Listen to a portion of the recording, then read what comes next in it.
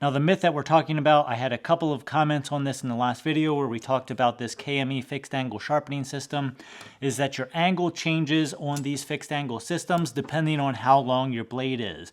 Now that myth is a myth because it's not true.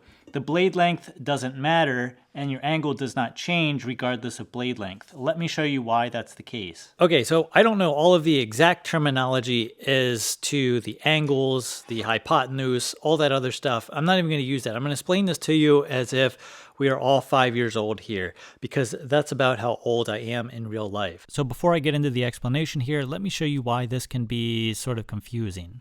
As you can see here, we have our sharpening guide rod. We have a long blade in the clamp here, and we're going to set our guide rod on the blade with it extended as far away as we possibly can. And you can see that it looks like we have a very long, shallow angle here. Now, if we bring this closer towards the center line of the sharpener, it looks like we have a steeper angle here.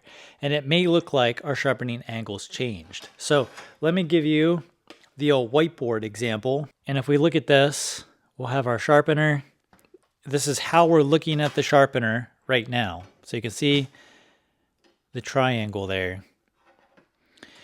Now with it fully extended, with it close to the center line of the sharpener, it looks like we have a steep angle, right?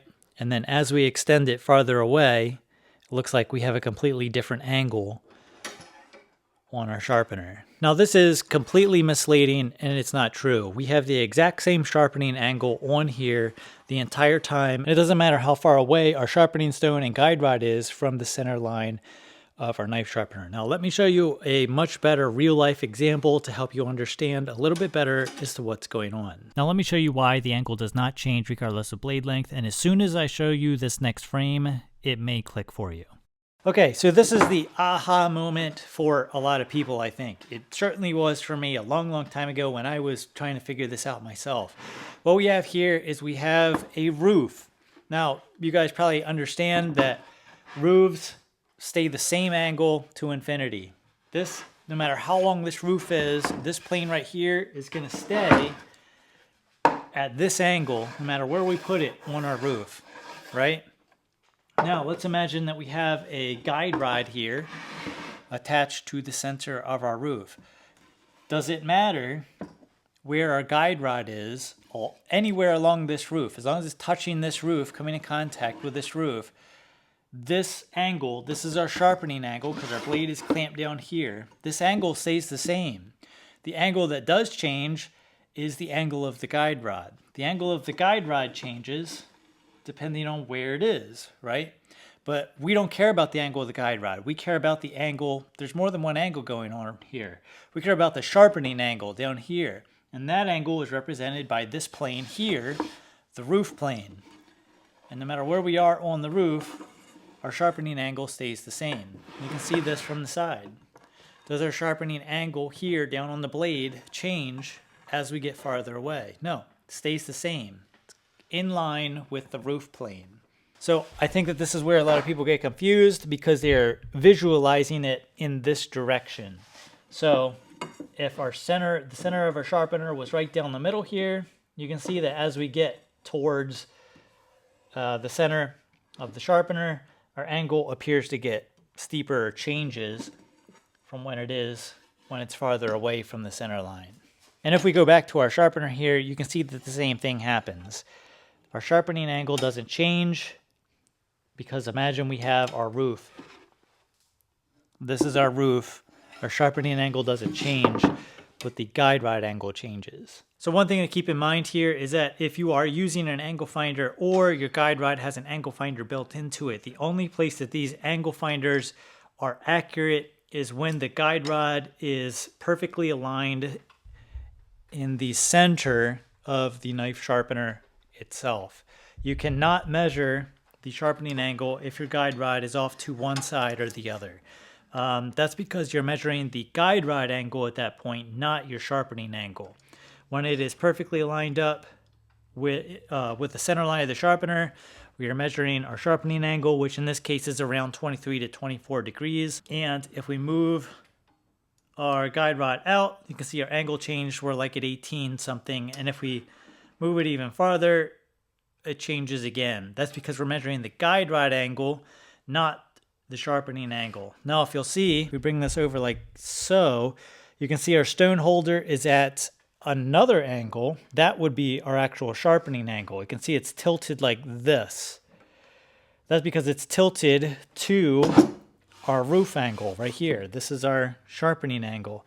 And if we place our angle finder squared up with the stone holder, you can see we're, hold on, let's get her squared up here. You can see we're at our 23 to 24 degrees like we were when we started. So where you have the angle finder matters. There you go. Now I know this is going to come up, which is why I'm addressing it. If your blade has a large belly in it, like this cold steel Spartan, and a large sweep or a curve towards the tip of the blade, that is where your angle is going to change. The angle does not change regardless of blade length if your blade is perfectly straight. The angle does change if your blade has a curve in it. Now the difference in how much your angle is going to change on relatively short blades like this cold steel Spartan, which is actually a pretty large blade, is extremely minimal. And to put this into perspective, I don't know the exact angle that I freehand sharpen at. And there's a very good possibility, because it's freehand, it's not exact, that the angle at the tip of the blade is going to be slightly different than the angle at the heel of the blade when you're freehand sharpening. Honestly, I don't care. It's really not anything to be obsessive over. And the same thing sort of applies to fixed angle systems like this one here. You're not going to get that much of a difference at the tip of the blade versus the heel of the blade, even with relatively large bellies and sweeps in the blade like this one. Now, some people will address the fact that the bevel towards the tip of the knife may end up being way larger than it is at the heel of the knife. A lot of that actually has to do with the thickness of the grind of the knife, not the actual angle changing. But that's a whole separate video in and of itself. Now we can kind of visualize this with our roof example here by adding another angle onto our roof line. So we basically have our sharpening angle doesn't change, but if our blade has a curve, like so, you can visualize our blade is going to be down here, our curved blade. This might be like a tanto or something. And this angle here can certainly be different than this angle here, which is depending on how curved your blade is, right? So we could have an extremely curved blade like this, and our angle is going to be way different here than it's going to be here. That's the only place that these fixed angle systems will vary, is if your blade has any curve, recurve, or any other angle in it other than being perfectly straight along our imaginary roof plane. Okay, so one more time for our visual learners out there, you can see that as we put the angle finder on our roof, it doesn't matter where we place that angle finder, we have the same angle. And then we can do the same thing, and you're going to have to sort of imagine this. As we move the angle back and forth along the entire length of the blade, it follows that same quote-unquote roof line no matter how long your blade is. Doesn't matter where we put the angle finder along that roof, our sharpening angle, our roof angle stays exactly the same. So you have to look at the angle in this direction versus the direction that you're facing the system, quite literally. So I hope that this video helps you understand this. I probably did a pretty terrible job of explaining this, but I'm only 5 years old, so you can take that for what it's worth. Hopefully it helps you sort of understand what's going on with these fixed angle systems. Thanks for watching.